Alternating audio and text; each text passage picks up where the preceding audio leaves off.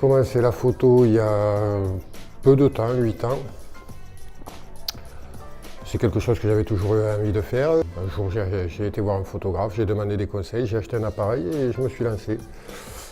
J'ai commencé en tâtonnant, en demandant des conseils. Et puis j'étais parti dans l'idée de faire des photos assez classiques, de la photo de rue, et je me suis aperçu que c'était très difficile de braquer un appareil sur des gens, surtout quand on est timide. Je suis donc passé à des reflets, à des photos un peu plus entre guillemets abstraites. Et puis j'ai exploré, j'ai amené d'autres sujets, des reflets, après les reflets, des transparences,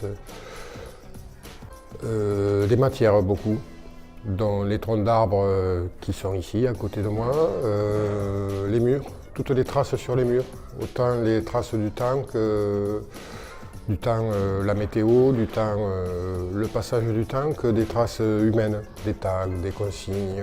J'ai commencé à exposer en 2014 et là j'ai envie de passer à la vitesse supérieure et de devenir professionnel. Je fais une photo qui est plus dans la forme que dans le sujet. Les reflets, les transparences, parce que c'est infini. Quand on commence à prendre à la fois un reflet et une transparence, on a une sorte de mélange des plans et c'est quelque chose qui me fascine énormément.